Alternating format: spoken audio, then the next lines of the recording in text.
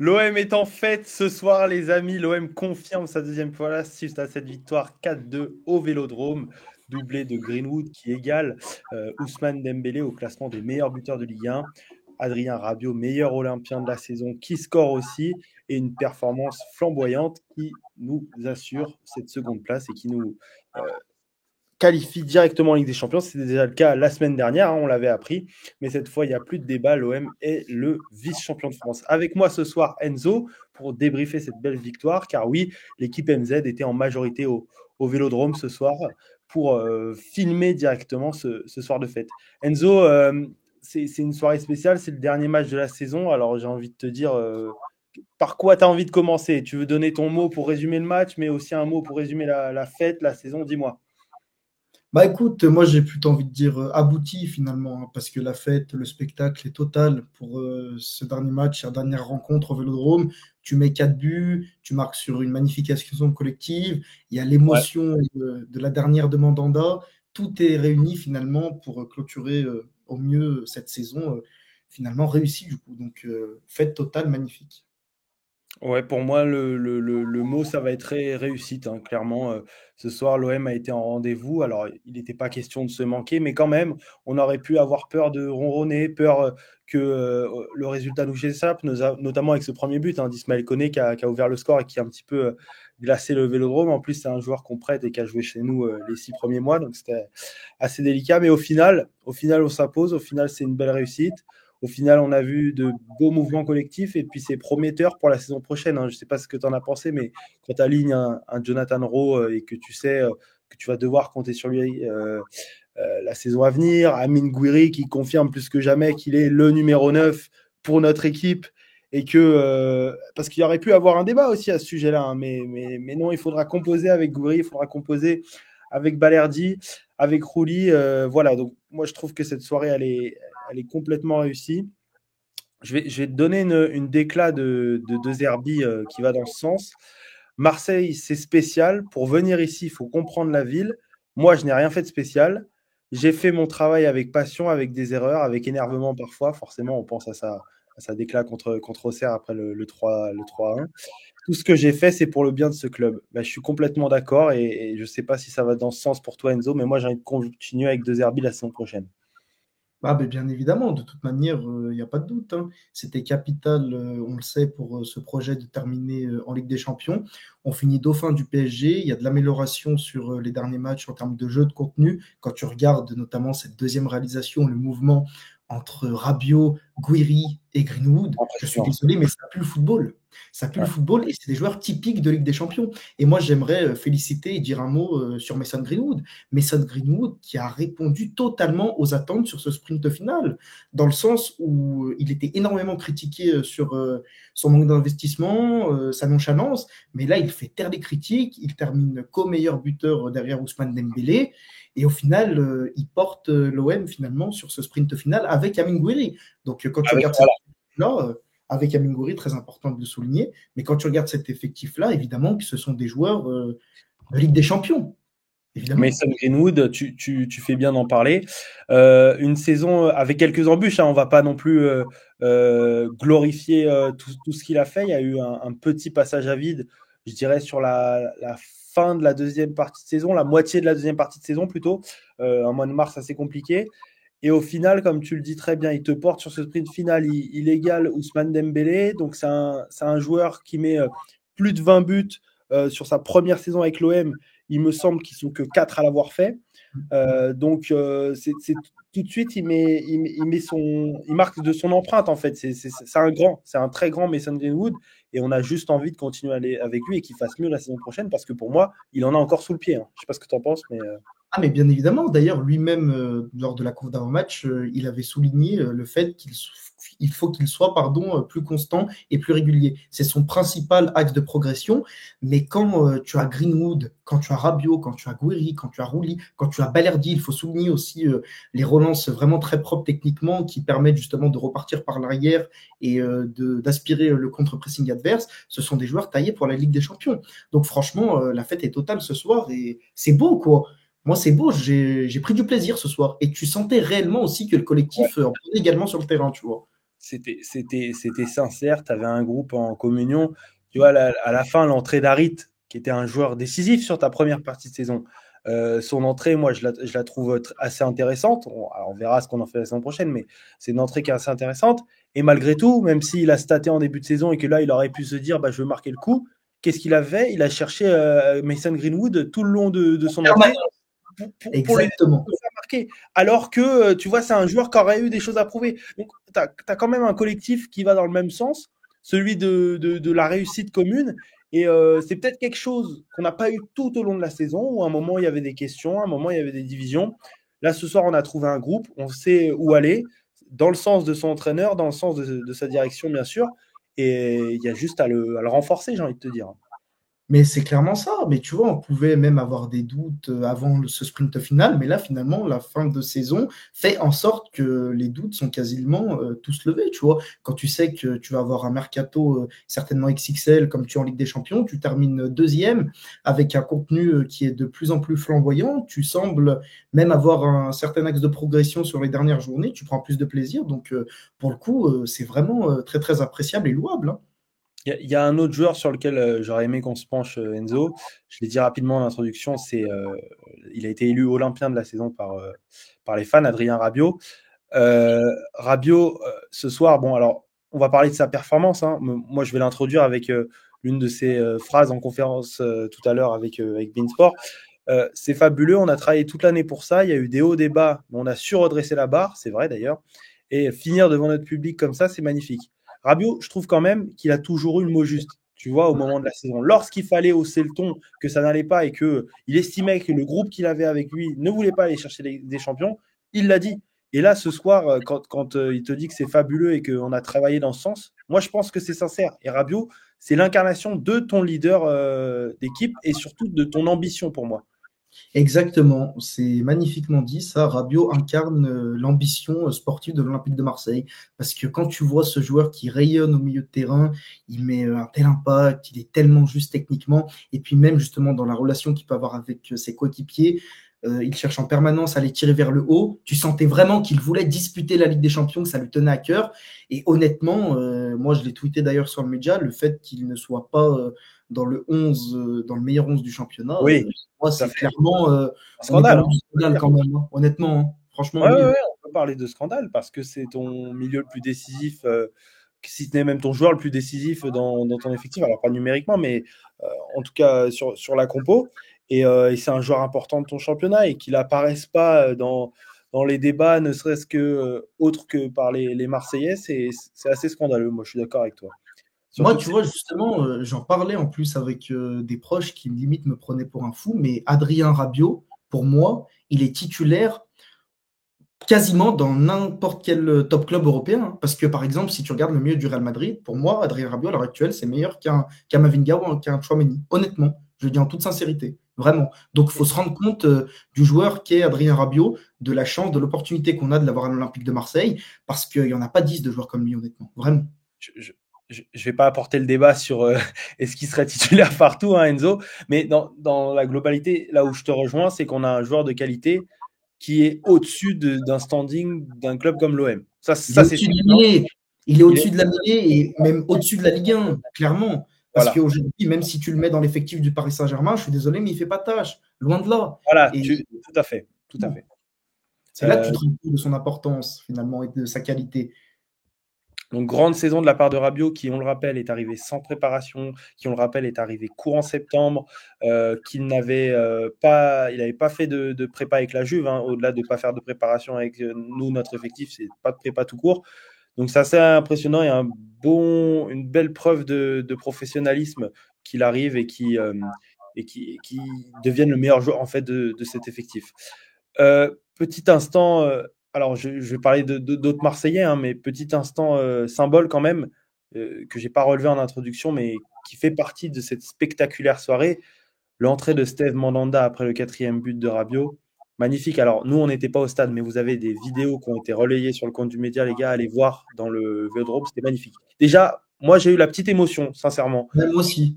J'ai Moi vu aussi, dans ma télé, j'ai eu la petite larme, honnêtement, je te le dis, hein, vraiment, sincèrement, hein. ceux qui ont été au stade, ça devait être magnifique. Allez voir les vidéos qu'on a relayées. filmé par, par Samy notamment.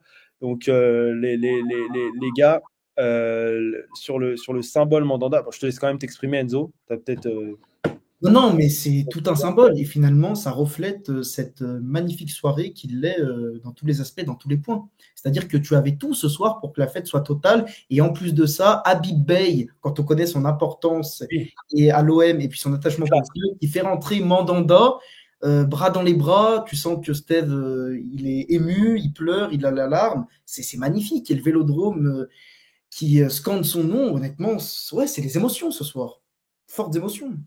si on devait maintenant parler foot intrinsèquement, hein, qu'on reprend la performance de nos Olympiens qui collectivement ont répondu présent, hein. Tu m'arrêtes si tu n'es pas de mon avis, Enzo, mais moi j'ai trouvé un bloc assez fort. De Zerbi Juste qui. aux entrées de Dedic et Lirola. Oui, tout à fait. Oui, mais c'est ça quand. Qui pour moi était cataclysmique honnêtement, parce que tu sentais que justement le bloc défensif était totalement déséquilibré et c'était vraiment friable de par le fait que De Zerbi les mette sur le terrain. Et donc ouais non, très très mauvaise entrée honnêtement. J'ai pas été. Dedic n'est définitivement pas un latéral, hein. De toute façon, on l'avait recruté pour être piston et ça s'est vu ce soir sur son entrée, mais de toute façon, il ne restera pas chez nous, bien que j'appréciais Tu ce vois, gars. mais tu vois, pour Dedic, en fait, désolé de te couper, mais pour Dedic, en fait, je tiens à préciser que moi, personnellement, même si parfois il pouvait être brouillon, notamment techniquement, tu vois, mais je sentais qu'il pouvait justement t'apporter, il avait cette Ouais, fougue, justement, tu vois, pour se projeter, etc. Mais c'est vrai qu'il a eu quand même sa chance, même s'il a été un moment, entre guillemets, mis au placard par De Zerbi. Mais le problème, c'est que quand il est sur le terrain, il n'apporte pas du tout satisfaction, hein. J'ai oublié de le on est dire. assez d'accord, Enzo. Sur la compo de base, on notait donc l'absence de Geoffrey Kondogbia pour accompagner Balerdi. Et un petit nouveau, si on peut l'appeler comme ça, s'est glissé dans la compo. Et moi, je voudrais quand même qu'on revienne sur son match, parce que c'est son premier match entier avec l'OM, alors qu'on l'a recruté au mois de janvier. C'est Luis Felipe. De façon générale, avant que je te donne mon avis, toi, qu'est-ce que tu en as pensé, Enzo, de la perf de Luis Felipe? Alors, c'était pas faire un match à un jeu, je sais bien. Mais quand même, on peut relever des attitudes, on peut relever des interventions. Toi, qu'est-ce que tu en as pensé? Ouais, mais c'est clairement ça. Tu peux relever des attitudes positives, tu peux relever des interventions. Et honnêtement, je l'ai trouvé plutôt solide face à Rennes, hein. Je trouvais même plutôt performant, hein. Honnêtement, il était solide dans le cœur de cette défense, justement. Et moi, personnellement, il m'a apporté satisfaction sur cette rencontre. Donc oui, c'est pas le match de l'année. Il y avait quand même si un enjeu d'aller chercher la deuxième place. Mais honnêtement, ce soir, il a répondu présent. D'ailleurs, ouais, moi, c'est ce que je me suis dit quand j'ai vu plusieurs de ses interventions, du coup, parce que je vais dans ton sens, hein. J'ai trouvé assez performant, peut-être pas dans le rythme du collectif, parfois, je le trouvais à contre-temps, mais parce qu'il découvre aussi cette équipe, et tu le vois bien, hein. C'est pas pareil les entraînements et le terrain. Mais moi, je me suis dit, ah ben, j'aurais bien aimé le voir un petit peu plus sur la période où on a fait descendre des milieux en défenseurs centraux, tu vois, par exemple. Donc, encore une fois, le recrutement, finalement, n'était peut-être pas déconnant, en tout cas sportivement, et tu te retrouves avec un joueur dont tu n'as pas pu bénéficier suffisamment parce que les blessures et les aléas du foot, mais ça tombait mal pour lui parce qu'il a enchaîné les absences. Et je pense vraiment qu'il aurait eu une carte à jouer dans cette deuxième partie de saison. À voir ce qu'on en fera, à voir le salaire, sachant qu'il est venu gratuitement. Mais c'est quand même dommage. Moi, vraiment, ce que je me dis, c'est quand j'ai vu sa perf, c'est dommage parce qu'on est passé à côté d'un truc pour moi. Ouais, toi, tu as peut-être un petit sentiment d'une Voilà, chose c'est non ça. Et aboutie, de, quoi. et de se dire, enfin, on a quand même trimé pendant. Rappelez-vous du mois de mars, hein, les gars, où on a aligné une compo Kondogbia, Cornelius, et c'était qui à gauche? Et c'était Ulysse Garcia. Enfin, voilà, on cherchait à Ouais. avoir une référence défensive et on n'en avait pas.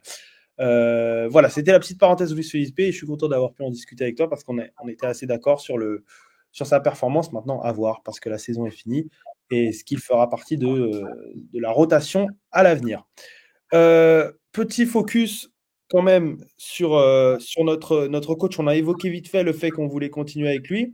Lui, je te le dis, il l'a confirmé en conférence de presse, pardon, clairement, je vais rester ici. Donc, on vient de finir cette année 1 de Roberto De Zerbi. On a vu, au final, on a réussi à avoir du De Zerbi Ball au Vélodrome, hein. Qui l'eût cru, parce que on n'y croyait pas vraiment en début de saison. De façon générale, Enzo, je vais te demander, est-ce que tu es satisfait de cette première année de Roberto De Zerbi? Alors là, je t'en parle à chaud, là, il y a le spectacle, il y a le. Mais qu'est-ce Qu'est-ce que tu en ressors? Non, je vais être objectif. Alors, factuellement, oui, la saison, le contrat a été rempli. C'est-à-dire que tu termines, quoi qu'on en dise, dauphin du PSG, deuxième, tu es qualifié en Ligue des Champions, donc tu peux continuer le projet. Après, footballistiquement, même lui d'ailleurs l'a dit en conférence de presse, mais l'Olympique de Marseille n'était pas aussi flamboyant que mes équipes précédentes que j'ai coachées par le passé. Moi, c'est ce que j'ai ressenti aussi devant mon écran ou même vu du stade. C'était, selon moi, beaucoup trop stérile et stéréotypé Ouais, lors de nombreux matchs. Après, c'est vrai que là, lors de ce sprint final, j'ai vu un Olympique de Marseille plus conquérant, plus clairement. tourné vers l'offensif et qui ressemblait plus finalement enfin à Roberto De Zerbi. C'est-à-dire que l'Olympique de Marseille fait du Roberto De Zerbi sur cette fin de saison. Donc c'est vraiment soulignable et prometteur pour la suite. Mais après, en aucun cas, ces 4-5 derniers matchs me feront oublier les matchs stériles et l'ennui que j'ai eu Ça, globalement une grande ça, ça partie de la mériterait saison. une vidéo entière, hein. Bien sûr qu'on vous en fera cet été. On travaillera sur beaucoup Voilà. de choses, notamment sur la saison 2 de Roberto De Zerbi à venir. Mais voilà, c'était important qu'on vous donne notre avis là-dessus. Moi, je suis assez d'accord avec Enzo. On n'oublie pas ce qui s'est passé. Maintenant, le résultat, il est là. C'est une fin de saison qui est très, dont on est fier déjà. On est fier d'être Marseillais. On est fier de finir deuxième quand on voit que Monaco prend 4-0 à Lens et que pour moi, on doit, avec cette qualification, changer définitivement de dimension, s'installer comme étant à minima le vice-champion de France incontestable, à défaut d'être le champion, parce qu'on est face à un mastodonte, que à terme, nous irons titiller. Bien sûr que c'est l'ambition, mais c'est pas l'ambition de l'année 1, c'est l'ambition du projet, et ça s'étalera sur les prochaines années. Mais quand tu vois comment nos adversaires directs pour la Ligue des Champions se sont écroulés sur les derniers matchs, et comment nous, on a résisté, et ben, tu te dis, en plus, on aurait pu mieux faire. Parce que sincèrement, on aurait pu mieux faire. On est passé à côté de matchs, on est passé à côté de points faciles, et on a quand même un effectif qui est d'une qualité légèrement supérieure quand tu as des joueurs comme Rabiot, comme Rouli, qui est le meilleur gardien, comme Balerdi, qui est l'un des meilleurs défenseurs du Ligue 1. Voilà. Donc, cette qualif, elle doit nous faire changer de dimension pour moi, mais ça, on travaillera sur la saison 2 de Roberto De Zerbi. Mais tu vois, si je peux ajouter quelque chose, c'est que là, je te rejoins totalement. C'est que pour moi, ce qui est regrettable finalement et dommageable, c'est qu'on termine trop loin du PSG cette saison. Moi, Ah oui. je voyais l'OM, entre guillemets, le concurrencer. C'est-à-dire, quand je dis concurrencer, c'est pas forcément terminer à un point ou deux, mais pas à 15, quoi. Tu vois. Minimum 5-6, quoi. Là tu es trop loin du Paris Saint-Germain, malheureusement. Et tu aurais dû assurer ta deuxième place bien plus tôt dans le championnat. Mais bon, l'essentiel a été fait. Le projet continue. On est en Ligue des Champions. On va pouvoir attirer des gros joueurs, se renforcer en défense et on en a bien besoin.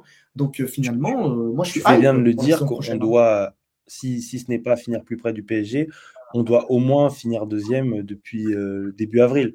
Donc, je suis tout à fait d'accord avec toi là-dessus.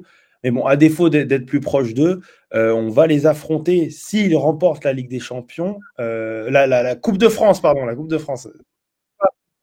Ouh, le lapsus révélateur. Si le PSG remporte la Coupe de France, nous les affronterons en Trophée des Champions. Donc ça aussi, c'est un moyen de marquer Intéressant. cette rivalité à venir et de resserrer cet écart qui, saison après saison, avec l'arrivée de QSI, s'est élargi. Très bien, Enzo. Bah, écoute, est-ce que tu aurais voulu revenir sur la performance de certains joueurs? Je pense à Johnny Rowe, je pense à Balerdi, je pense à Ebir. Est-ce que tu as un mot pour ces joueurs-là? Ouais, moi j'ai un mot pour Jonathan Rowe. Donc je veux bien que parfois il peut être agaçant, irritant, mais en fait c'est tout simplement le joueur qu'il est.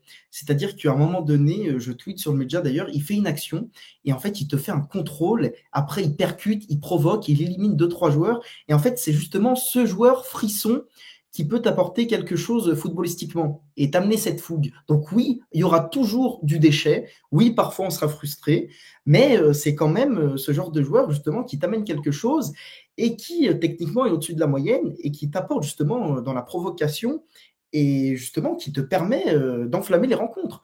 Et ça, l'Olympique de Marseille en aura besoin. Notamment, on peut s'imaginer qu'il reste dans la rotation et il peut faire un excellent Ah super oui, sub oui, oui, pour la suite. voir un numéro un bis.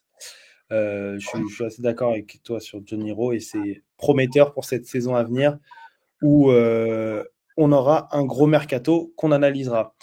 Voilà les amis, c'est tout pour cette rapide vidéo débrief d'analyse suite à cette victoire, suite à cette qualification en Ligue des Champions en tant que deuxième et vice-champion de France avec Greenwood co-meilleur buteur de Ligue 1, mais quand même derrière Dembélé à cause des passes décisives, je crois, des pénaltys. Des pénaltys, ouais. Des pénaltys. Bon, c'est la règle, mais comme Greenwood l'a dit en conférence de presse, il fera mieux la saison prochaine. Merci à tous de nous avoir suivis sur ces 20 minutes. Si vous êtes encore là, pensez toujours à vous abonner, à mettre le like, à activer la cloche, à partager nos vidéos. Et on est présent sur tous les médias, notamment X, Instagram. Et on relaie des vidéos directement du Vélodrome. Donc, il faut aller les voir, là, les gars. Si vous n'y étiez pas, l'entraînement d'Anda est exceptionnel. Merci Enzo. C'était un plaisir. Et puis, on se dit à très vite parce qu'il y a du mercato, parce qu'il y a une saison à préparer, parce qu'il y a une préparation. Et je pense qu'on aura énormément de choses à dire. Merci Enzo, merci la régie et à bientôt. Allez l'OM.